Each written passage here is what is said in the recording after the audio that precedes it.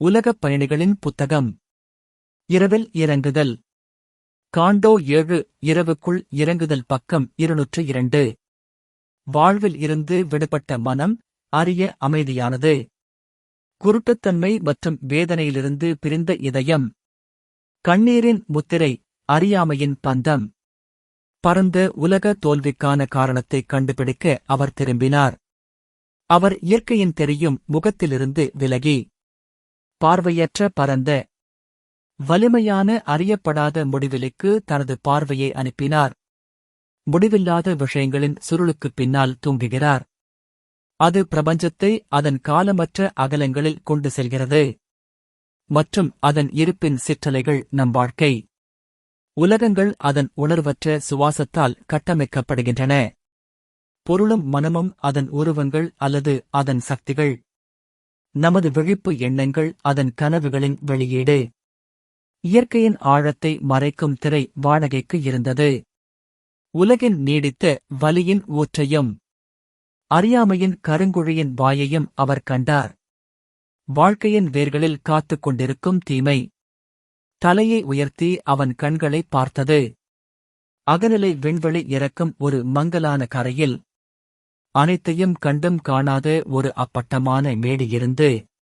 ஒரு பதட்டமான விழிப்பு உணர்வு.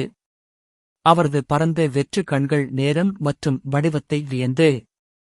வாழும் வெற்றிடத்தின் கண்டுபிடிப்புகள். மற்றும் எங்கள் ஆரம்பம் உயர்ந்தது அபிஸ் வெறித்து. பின்னால் ஒரு சாம்பல் செதுக்கப்பட்ட இரவு முகமூடி தோன்றியது.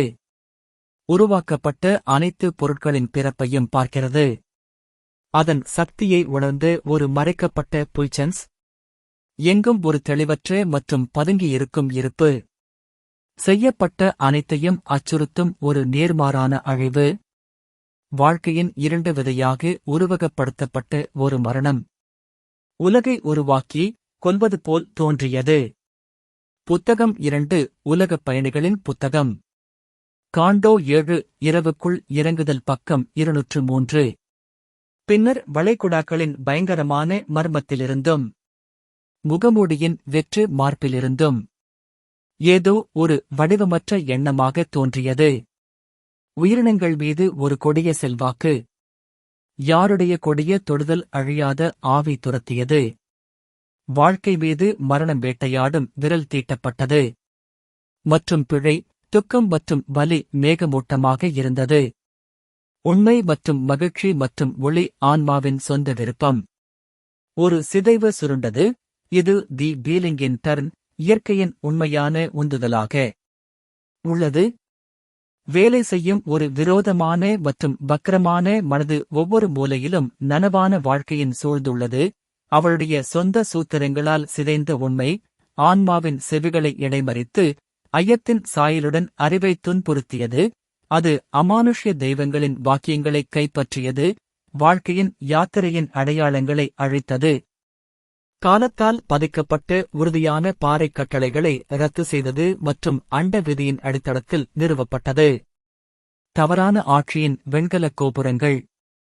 அந்த மூடிய ஆபத்தின் மந்திரத்தால் ஒளியும் அன்பும் கூட கடவுள்களின் அற்புதமான தன்மையிலிருந்து மாறி, விழுந்த தேவதைகள் மற்றும் தவறான சூரியன்களுக்கு தாங்களே ஆபத்தாகவும் வசீகரமாகவும் மாறினர்.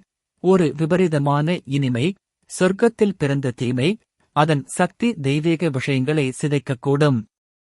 துக்கத்தின் காற்று உலகம் மீது வீசியது. பொய்யான எண்ணங்கள் அனைத்தும் முற்றுகையிடப்பட்டன. அனைத்து செயல்களும் குறைபாடு அல்லது விரக்தியின் அடையாளத்துடன் முத்திரையிடப்பட்டன. எல்லா முயற்சிகளும் தோல்வி அல்லது வீண் வெற்றி. ஆனால் அவரது வீழ்ச்சிக்கான காரணத்தை யாராலும் அறிய முடியவில்லை. சாம்பல் முகமூடி கிசுகிசுத்தது. எந்த சத்தமும் கேட்கவில்லை என்றாலும் அறியாத இதயத்தில் ஒரு விதை விதைக்கப்பட்டது. அது துன்பம், மரணம் மற்றும் பலாப்பழத்தின் கருப்பு பழத்தை தாங்கியது. இரவின் சாம்பல் நிற முகமூடியை அணிந்து, இருண்ட கண்ணுக்கு தெரியாத ஒரு குளிர்ச்சியான படிகளுக்கு வெளியே